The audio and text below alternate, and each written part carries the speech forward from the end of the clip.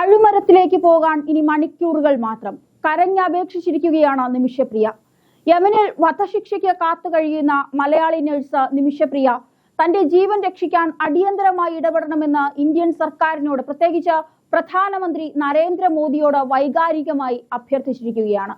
ഈ മാസം 16, അതായത് വെറും 48 മണിക്കൂറുകൾക്ക് ശേഷം നിമിഷപ്രിയയുടെ വധശിക്ഷ നടപ്പിലാക്കാൻ തീരുമാനിച്ചിരിക്കുന്നു. കൊല്ലപ്പെട്ട യമൻ പൗരന്റെ കുടുംബത്തിൽ നിന്ന് മാപ്പ് ലഭിക്കുക എന്നത് മാത്രമാണ് ഇനി നിമിഷയ്ക്ക് മുന്നിലുള്ള ഏക മാർഗം. 2017 ജൂലൈ 25 യമനിൽ നഴ്സായി ജോലി ചെയ്യുന്നതിനിടെ സ്വന്തമായി ക്ലിനിക്ക് തുടങ്ങാൻ സഹായ വാഗ്ദാനവുമായി വന്ന യമൻ പൗരൻ തലാൽ അബ്ദു ഹമീദിനെയാണ് നിമിഷപ്രിയ കൊലപ്പെടുത്തിയത്. നിമിഷപ്രിയയുടെ പാസ്പോർട്ട് പിടിച്ചെടുത്ത് നടത്തിയ ക്രൂര പീഡനമാണ് കൊലപാതകത്തിലേക്ക് നയിച്ചതെന്നായിരുന്നു നിമിഷ പറഞ്ഞത്. തലാലിന് അമിത ഡോസ് മരുന്ന് കുത്തിവെച്ചാണ് കൊലപ്പെടുത്തിയത്. തുടർന്ന് മൃതദേഹം വീടിന് മുകളിലെ ജലസംഭരണിയിൽ ഒളിപ്പിക്കുകയായിരുന്നു. ഒരു പെണ്ണിന് താങ്ങാൻ കഴിയുന്നതിലധികം ക്രൂരതകളും പീഡനങ്ങളും ചതിയും അനുഭവിച്ചതിനു ശേഷം മാത്രമാണ് നിമിഷപ്രിയ കൊലപാതകം നടത്തിയത്. പിന്നീട് അതിൽ നിന്നും രക്ഷപ്പെടാനുള്ള ഓട്ടത്തിലായിരുന്നു. നിമിഷയുടെ ഭർത്താവ് ടോമി തോമസ് ഇപ്പോഴും പ്രതീക്ഷ കൈവിടാതെ തന്നെ കാത്തിരിക്കുകയാണ്. നിമിഷയുമായി താൻ പതിവായി ബന്ധപ്പെടുന്നുണ്ടെന്നും കേന്ദ്ര സംസ്ഥാന സർക്കാരുകളും വിദേശകാര്യ മന്ത്രാലയവും ഈ കേസിൽ സജീവമായി ഇടപെടുന്നുണ്ടെന്നും അദ്ദേഹം പറയുന്നുണ്ട്. തങ്ങൾ ഒരു നല്ല പ്രതികരണം പ്രതീക്ഷിക്കുന്നുവെന്നാണ് ടോമി തോമസ് പറയുന്നത്. എല്ലാവരും എന്നെ കൊലപാതകി എന്ന് വിളിക്കുന്നു, എന്നാൽ ഞാൻ അതെന്തിനു ചെയ്തു എന്നാരും ചോദിച്ചില്ല എന്ന് പറഞ്ഞുകൊണ്ട് 2020 നിമിഷപ്രിയ ഒരു മാധ്യമത്തിനോട് വെളിപ്പെടുത്തിയ സംഭവങ്ങളാണ് നിമിഷപ്രിയയുടെ ദയനീയ അവസ്ഥയും അനുഭവിച്ച പീഡനങ്ങളും ക്രൂരതകളും ഒക്കെ പുറത്തു കൊണ്ടുവന്നത്. കോട്ടയം കുറുവിലങ്ങാട് നഴ്സിംഗ് പഠിച്ച ശേഷം 2008 നഴ്സായി യമനിൽ നിമിഷപ്രിയ എത്തുന്നത്. എല്ലാ പെൺകുട്ടികളെയും പോലെ വീട്ടിലെ സാഹചര്യങ്ങൾ കൊണ്ടാണ് അവസരം ലഭിച്ചപ്പോൾ ഇവിടേക്ക് എത്തിയതെന്ന് നിമിഷപ്രിയ പറയുന്നു. സനയിൽ ഒരു ക്ലിനിക്കിലായിരുന്നു ജോലി. 3 വർഷം ജോലി ചെയ്ത ശേഷം 2011 നാട്ടിൽ തിരികെ എത്തി വിവാഹം കഴിച്ചു. 2012 ഭർത്താവിനൊപ്പമാണ് വീണ്ടും സനയിലെത്തുന്നത്. അവിടെ അദ്ദേഹം വെൽഡറായി ജോലി ചെയ്തെങ്കിലും സാമ്പത്തികമായി കാര്യമായ നേട്ടമൊന്നും ഇല്ലാതായതോടെ ഒരു ക്ലിനിക്ക് തുടങ്ങാൻ തങ്ങൾ തീരുമാനിക്കുന്നു. അങ്ങനെയാണ് ജോലി ചെയ്തിരുന്ന ക്ലിനിക്കിൽ ചികിത്സയ്ക്കായി എത്തുമായിരുന്ന തലാൽ അബ്ദു മഹ്ദി എന്ന യമൻ പൗരനുമായി പരിചയത്തിലാകുന്നതും അദ്ദേഹത്തോട് ക്ലിനിക്ക് തുടങ്ങുന്ന കാര്യം സംസാരിക്കുന്നതും. അദ്ദേഹത്തിന്റെ കുടുംബവും ഇതേ ക്ലിനിക്കിലായിരുന്നു ചികിത്സ തേടിയിരുന്നത്. നല്ല പെരുമാറ്റവും മറ്റുമായിരുന്നതിനാൽ ഇത്തരത്തിൽ സ്പോൺസർമാർ വഴി ക്ലിനിക്കുകൾ തുടങ്ങുന്നത് അസാധാരണമൊന്നും അല്ലാത്തതിനാലും പദ്ധതിയുമായി മുന്നോട്ട് പോകാൻ തന്നെ തീരുമാനിക്കുന്നു. അദ്ദേഹവും താല്പര്യം അറിയിച്ചതോടെ നാട്ടിലെത്തി കുറച്ച് പണം സംഘടിപ്പിച്ച് മടങ്ങാനായിരുന്നു തീരുമാനം. നാട്ടിലേക്ക് തിരിച്ചപ്പോൾ ക്ലിനിക്ക് തുടങ്ങാൻ സഹായിക്കാമെന്ന് പറഞ്ഞ തലാലും കേരളം കാണാൻ വരുന്നു എന്നൊക്കെ പറഞ്ഞു. 1 മാസം അവധിയുണ്ടായിരുന്നു. അങ്ങനെ അദ്ദേഹവും മറ്റൊരു കൂട്ടുകാരിയും ഒത്താണ് കേരളത്തിലെത്തുന്നത്. തന്നോടൊപ്പം വീട്ടിൽ വരികയും പല സ്ഥലങ്ങൾ കാണാൻ പോവുകയും ഒക്കെ ചെയ്തു. ഇതിനിടയിൽ വീട്ടിൽ വന്നപ്പോൾ വിവാഹ ആൽബം കാണിച്ചിരുന്നു. അതിൽ നിന്ന് ഫോണിൽ ചിത്രങ്ങൾ പകർത്തിയപ്പോൾ പ്രത്യേകിച്ച് അപാകതയൊന്നും തോന്നിയില്ല. തിരികെ അദ്ദേഹത്തോടൊപ്പം മടങ്ങിയപ്പോൾ ഭർത്താവ് കൂടെ വരുന്നില്ല, പകരം കടം വാങ്ങിയും മറ്റും പണം സ്വരൂപിക്കാനായിരുന്നു അദ്ദേഹത്തിന്റെ ഉദ്ദേശമെന്ന് മനസ്സിലായി. സനയിൽ തിരികെ എത്തിയപ്പോൾ പഴയ ക്ലിനിക്കിൽ ജോലിക്ക് പ്രവേശിക്കാതെ പുതിയ ക്ലിനിക്ക് തുടങ്ങി. അപ്പോഴാണ് വഞ്ചനയുടെ ആദ്യ പാഠം പഠിക്കുന്നത്. ഇതിനകം തന്നെ ആദ്യം ജോലി ചെയ്തിരുന്ന ക്ലിനിക്കിലെ ഉടമ വഴക്കിന് വന്നു. അവർക്ക് വരുമാനം കുറഞ്ഞുവെന്നായിരുന്നു പരാതി. ഇതോടെ ഒരു പ്രശ്നം പരിഹരിക്കാനായി ക്ലിനിക്കിന്റെ ഓഹരിയിൽ ഒരു ഭാഗം അദ്ദേഹത്തിന് നൽകാൻ തീരുമാനിച്ചു. കരാർ എഴുതിയപ്പോൾ അറബിയിലായിരുന്നതിനാൽ എന്താണ് എന്ന് വ്യക്തമായിരുന്നില്ല. 33% ഓഹരി പഴയ ക്ലിനിക് ഉടമയ്ക്ക് കൊടുത്തപ്പോൾ ബാക്കി 67% തലാലിന്റെ പേരിൽ എഴുതി വച്ചു. ഇത് പിന്നീട് അറബി പഠിച്ച ശേഷം മാത്രമാണ് തിരിച്ചറിയുന്നത്. ഇതിനെക്കുറിച്ച് ചോദിച്ചപ്പോൾ ഒരു പ്രശ്നം ഉണ്ടാകാതിരിക്കാനാണ് എന്നായിരുന്നു മറുപടി. ഈ സമയത്താണ് തലാലിന്റെ യഥാർത്ഥ സ്വഭാവം തിരിച്ചറിയുന്നത്. ലഹരിക്ക് അടിമയായ അദ്ദേഹത്തിന് നിരവധി സ്ത്രീകളുമായി ബന്ധമുണ്ടായിരുന്നു എന്ന് തിരിച്ചറിയുന്നു. മോഷണത്തിനും മറ്റും പല പ്രാവശ്യം ജയിലിൽ കിടക്കേണ്ടി വന്നിട്ടുണ്ടെന്നും അറിയുന്നു. ഇതിനിടെ ക്ലിനിക്കിന്റെ വരുമാനം മുഴുവൻ തലാൽ എടുക്കാൻ തുടങ്ങിയപ്പോഴാണ് ചോദ്യം ചെയ്യുന്നത്. പിന്നെ ക്ലിനിക്ക് നടത്തിപ്പ് പ്രശ്നത്തിലായി.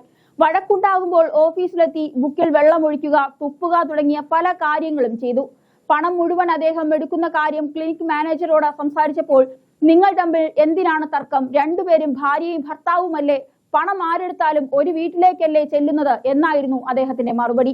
നാട്ടിലെത്തിയപ്പോൾ തങ്ങൾ വിവാഹിതരായി എന്നായിരുന്നു അദ്ദേഹം എല്ലാവരോടും പറഞ്ഞിരുന്നത്. അതങ്ങനെയല്ലെന്ന് പറഞ്ഞപ്പോൾ അദ്ദേഹം ചില ചിത്രങ്ങൾ കാണിച്ചു എന്നായിരുന്നു പറഞ്ഞത്. പണം നഷ്ടപ്പെടാൻ തുടങ്ങിയതോടെ ക്ലിനിക്കിന്റെ ലാഭം സ്വർണമാക്കി ഒരു ലോക്കറിൽ സൂക്ഷിച്ചു. പിന്നീട് ഇദ്ദേഹം അതും തട്ടിയെടുത്തു. ഭാര്യ ആയതല്ല ആക്കിയതെന്നാണ് നിമിഷപ്രിയ പറയുന്നത്. ഭാര്യയാണെന്ന് എല്ലാവരോടും പറഞ്ഞപ്പോൾ ഇക്കാര്യം അടുത്തു താമസിക്കുന്ന ഒരു ഷെയ്ഖിനോടും പറഞ്ഞു. അദ്ദേഹവും വിശ്വസിച്ചിരുന്നത് നാട്ടിൽ പോയപ്പോൾ വിവാഹം കഴിച്ചുവെന്നായിരുന്നു. ഇതോടെയാണ് സനയിൽ ലോക്കൽ പോലീസിനെ സമീപിച്ച് പരാതി അറിയിച്ചത്. വിവാഹ തട്ടിപ്പ് പരാതിപ്പെട്ടതോടെ അവിടുത്തെ നിയമപ്രകാരം 16 ദിവസം രണ്ടുപേരും കസ്റ്റഡിയിലായി. ജയിലിൽ കിടന്ന മറ്റാരുടെയോ സഹായത്തിൽ അദ്ദേഹം വ്യാജ വിവാഹ സർട്ടിഫിക്കറ്റ് ഉണ്ടാക്കിയതോടെ കാര്യങ്ങൾ മാറിമറിഞ്ഞു. കോടതിയിൽ വിവാഹ ഫോട്ടോ എന്ന പേരിൽ ഭർത്താവിനൊപ്പം നിൽക്കുന്ന ഫോട്ടോ എഡിറ്റ് ചെയ്ത് വച്ചതും കേരള യാത്രയ്ക്കിടെ എടുത്ത ചിത്രങ്ങളും ഹാജരാക്കി. വിവാഹ സർട്ടിഫിക്കറ്റ് കാണിച്ചതോടെ കോടതിയും തെറ്റിദ്ധരിക്കപ്പെട്ടു. ഞങ്ങൾ ഭാര്യ ഭർത്താക്കന്മാരാണെന്നായിരുന്നു കോടതി വിധി. ഇതിനെതിരെ ഭർത്താവിനെ വിളിച്ച കാര്യങ്ങൾ പറയാൻ ശ്രമിച്ചുകൊണ്ടിരുന്നു. 20 സിം കാർഡെങ്കിലും ഇതിനു വേണ്ടിയെടുത്തു. പക്ഷെ അദ്ദേഹം അതെല്ലാം ഒടിച്ചു നശിപ്പിച്ചു. ജയിലിൽ നിന്ന് പുറത്തു വന്ന അദ്ദേഹത്തിന്റെ വീട്ടുകാരോട് കാര്യങ്ങൾ പറഞ്ഞെങ്കിലും അവരും വിശ്വസിച്ചില്ല. അദ്ദേഹത്തിന്റെ ഭാര്യയായാണ് പിന്നെ പുറത്തു വന്നത്. അദ്ദേഹത്തിന്റെ ചേട്ടന്റെ വീട്ടിൽ പോയി തർക്കിച്ചപ്പോൾ അവർ നിർബന്ധിച്ച വിവാഹ ചടങ്ങ് നടത്തിച്ചു. കൂടെ താമസിക്കേണ്ടി വന്നു. ഇതിനിടെ പാസ്പോർട്ട് അദ്ദേഹം സ്വന്തമാക്കി. മാനസികമായും ശാരീരികമായും പീഡനങ്ങളായിരുന്നു. പിന്നെ പ്രകൃതി വിരുദ്ധ ലൈംഗിക പീഡനത്തിനായിരുന്നു അദ്ദേഹത്തിന്റെ ശ്രമം. വീട്ടിലിരുന്ന് കൂട്ടുകാരെ വിളിച്ചു വരുത്തി അവരോടൊപ്പം കൂട്ടമായി ശരീരം പങ്കുവയ്ക്കാൻ നിർബന്ധിച്ചു. ഇതിനിടെ അദ്ദേഹത്തിന്റെ ഉപദ്രവം ശക്തമായി. പാതിരാത്രിയിലും വീട്ടിൽ നിന്നിറങ്ങി ഓടേണ്ട സാഹചര്യമുണ്ടായി. പലപ്പോഴും അയൽവാസികളാണ് തന്നെ വലിയ അപകടങ്ങളിൽ നിന്ന് രക്ഷിച്ചിട്ടുള്ളത്. മണിക്കൂറോളം മറ്റൊരു രാജ്യത്ത് റോഡരികിൽ അർദ്ധരാത്രികൾ ചെലവഴിക്കേണ്ടി വന്നിട്ടുണ്ട്. എന്നിട്ടും അവരുടെ കൂട്ടാക്രമണത്തിന് അനുവദിച്ചു കൊടുത്തില്ല എന്നത് മാത്രമാണ് ഒരു ആശ്വാസം. നീ എന്താണ് എന്റെ താല്പര്യങ്ങൾക്ക് വഴങ്ങാത്തതെന്നായിരുന്നു അദ്ദേഹത്തിന്റെ ചോദ്യം. നിങ്ങൾ എന്റെ ഭർത്താവല്ലാത്തത് കൊണ്ടെന്നായിരുന്നു എന്റെ മറുപടി. നീ എന്റെ ഭാര്യയാണ് എന്ന് പറയുന്നത് അനുസരിച്ചേ പറ്റൂ, അല്ലെങ്കിൽ ജീവിക്കാൻ സമ്മതിക്കില്ല എന്ന് പറഞ്ഞായിരുന്നു പിന്നെ ഉപദ്രവം. ഇവരുടെ പക്കൽ എപ്പോഴും ഒരു ചെറിയ കത്തി ഉണ്ടാകാറുണ്ട്. അത് വെച്ച് കയ്യിൽ മുറിവേൽപ്പിച്ചു. നരമ്പ് മുറിച്ച് ചോരയൊലിച്ചു. ചോര ചീറ്റുന്നത് കണ്ട് ബാത്റൂമിലേക്ക് തള്ളിയിട്ടു. അവിടെ നിന്ന് രക്ഷപ്പെട്ട ക്ലിനിക്കിലെത്തി സ്വന്തമായി മരുന്ന് കുത്തിവെച്ച് സ്റ്റിച്ചിട്ടത് കൊണ്ടാണ് ജീവൻ രക്ഷപ്പെട്ടത്. എങ്ങനെ ഈ കുറ്റവാളിയായി എന്നുള്ളതും നിമിഷപ്രിയ വിവരിക്കുന്നുണ്ട്. ഇതിനിടെ പല പ്രാവശ്യം അദ്ദേഹത്തിന് ജയിലിൽ കിടക്കേണ്ടി വന്നു. ജയിലിൽ പോയി പാസ്പോർട്ട് തരാൻ ഒരുപാട് തവണ കരഞ്ഞ് അപേക്ഷിച്ചു. തന്റെ അക്കൗണ്ടിൽ പണം വന്നിട്ടുണ്ട്, അതെടുക്കാൻ ഒറിജിനൽ പാസ്പോർട്ട് വേണമെന്ന് കള്ളം പറഞ്ഞു നോക്കി. എന്നിട്ടും ഒരു രക്ഷയുമില്ല. ഇതോടെ പാസ്പോർട്ട് നഷ്ടമായെന്ന് കാണിച്ച് എംബസിയെ സമീപിച്ചപ്പോൾ പത്രപരസ്യം നൽകി അപേക്ഷ നൽകണമായിരുന്നു നിർദ്ദേശം. ഇതും നടക്കാതെ വന്നതോടെയാണ് നിരാശയിലായപ്പോഴാണ് ജയിലിൽ വരുമ്പോൾ കാണാറുണ്ടായിരുന്ന ഒരു ഉദ്യോഗസ്ഥൻ സഹായിക്കാം എന്നേറ്റത്. ഇദ്ദേഹത്തെ അനസ്തേഷ്യ നൽകി ബോധം കെടുത്തി നൽകിയാൽ വാഹനവുമായി വന്ന് എവിടെയെങ്കിലും കൊണ്ടുപോയി ദേഹോപദ്രവം ഏൽപ്പിച്ച് ഭീഷണിപ്പെടുത്തി ഡിവോഴ്സിന് സമ്മതിപ്പിച്ച് ഭാര്യയില്ല എന്ന് എഴുതി വാങ്ങുകയും പാസ്പോർട്ട് തിരികെ വാങ്ങുമെന്നുമായിരുന്നു തീരുമാനം. ക്ലിനിക്കൽ നഴ്സായി ജോലി ചെയ്യുന്ന തന്റെ സങ്കടം കാണാറുള്ള ഹനാൻ എന്ന യുവതിയും ഇക്കാര്യത്തിൽ സഹായിക്കാമെന്ന് പറഞ്ഞു. ഇതിനിടെയാണ് അദ്ദേഹത്തിന് യൂറിൻ ഇൻഫെക്ഷൻ ആണ്, മരുന്ന് വേണമെന്ന് പറയുന്നത്. ഇത് അവസരമായി എടുത്താണ് മയങ്ങുന്നതിനുള്ള മരുന്ന് കുത്തിവെക്കുന്നത്. ആദ്യം മരുന്ന് കുത്തിവെച്ചപ്പോൾ ഇദ്ദേഹം ലഹരി ഉപയോഗിക്കുന്നതിനാൽ കാര്യമായി ഏറ്റില്ല. ഇതോടെ കുറച്ചുകൂടി കൂടിയ മരുന്ന് കുത്തിവെച്ചു. ഈ സമയം ഇയാൾ ഉച്ചത്തിൽ നിലവിളിച്ചു, താഴേക്ക് വീണു, ബോധം കെട്ടുപോയി. പൾസ് നോക്കിയപ്പോൾ ഇല്ലെന്ന് മനസ്സിലായി. ഇത് കണ്ട് ഭയന്നുപോയി. എന്ത് ചെയ്യണമെന്നറിയാതെ അപ്പോഴാണ് പിരിമുറുക്കം കുറയ്ക്കാനുള്ള 2 ഡോസ് മരുന്നെടുത്ത് കഴിച്ചത്. ഇതോടെ അർത്ഥബോധാവസ്ഥയിലായി. മാനസിക നിലയും പ്രശ്നമുണ്ടായി. താഴെ താമസിച്ചിരുന്ന ഹനാനോട് കാര്യങ്ങൾ പറഞ്ഞു. തനിക്ക് ബോധമില്ലാതിരുന്നതിനാൽ ഹനാനാണ് പിന്നെ കാര്യങ്ങൾ ചെയ്തത്. അദ്ദേഹത്തിന്റെ മൃതദേഹം ദൂരെ എവിടെയെങ്കിലും കൊണ്ടുപോയി ഒളിപ്പിക്കാനായിരുന്നു പദ്ധതി. സംഗതി അറിഞ്ഞതോടെ സഹായിക്കാമെന്നേറ്റ് ജയിൽ ഉദ്യോഗസ്ഥനും കൈമലർത്തി. സ്വന്തമായി വാഹനത്തിൽ കൊണ്ടുപോകാൻ സാധിക്കാത്തതിനാൽ അവൾക്ക് തോന്നിയ ബുദ്ധിയാണ് കഷ്ണങ്ങളാക്കി വാട്ടർ ടാങ്കിൽ ഒളിപ്പിക്കുക എന്നത്. 3 ദിവസം കഴിഞ്ഞാണ് എനിക്ക് ബോധം കിട്ടിയത്. ഇതോടെ വാട്ടർ ടാങ്കിൽ നിന്ന് മണം വന്നു തുടങ്ങി. അങ്ങനെയാണ് സ്ഥലം വിട്ട് മാരിഫ് എന്ന സ്ഥലത്തെത്തുന്നതും 1 മാസം ഒളിവിൽ താമസിച്ചതും. ഇതെല്ലാം നടക്കുന്നത് 2017 ജൂലൈയിലാണ്. വൈകാതെ തന്നെ ഹനാൻ അറസ്റ്റിലായിരുന്നു. ഓഗസ്റ്റിലാണ് ഞാൻ അറസ്റ്റിലാകുന്നത്. അറസ്റ്റിലായതോടെ നാട്ടിൽ വാർത്തകൾ പരന്നു. ഇത് ഇതുവരെ നീണ്ടുപോയത് അഭിഭാഷകൻ ഇല്ലാതായി ആയിരുന്നു എന്നുള്ളത് കൊണ്ടാണെന്ന് നിമിഷപ്രിയ പറയുന്നു. ജയിലിലായെങ്കിലും തനിക്ക് വേണ്ടി കേസ് നടത്താനോ വാദിക്കാനോ ആരും ഉണ്ടായില്ല. യമൻ പൗരൻ എന്ന നിലയിൽ അദ്ദേഹത്തിന്റെ പക്ഷം മാത്രമാണ് എല്ലാവരും കണ്ടത്. അവിടെ നിന്ന് വന്ന വാർത്തകളും ആ രീതിയിലാവുകയായിരുന്നു. ഇതിനിടെ എംബസിയുമായി ബന്ധപ്പെട്ടെങ്കിലും യാതൊരു സഹായവും ലഭിച്ചില്ല. ഒടുവിൽ ജഡ്ജി തന്നെ ഇടപെട്ട് ഒരു ജൂനിയർ അഭിഭാഷകനെ തനിക്ക് വേണ്ടി നിയോഗിച്ചു. അദ്ദേഹമാകട്ടെ വേണ്ട രീതിയിൽ കേസ് കൈകാര്യം ചെയ്തതുമില്ല. ഇതിനിടെ ഹനാന് കോടതി ജീവപര്യന്തം ശിക്ഷിച്ചു. സഹായിച്ച ജയിൽ ഉദ്യോഗസ്ഥൻ ഇപ്പോഴും ഒളിവിലാണ്.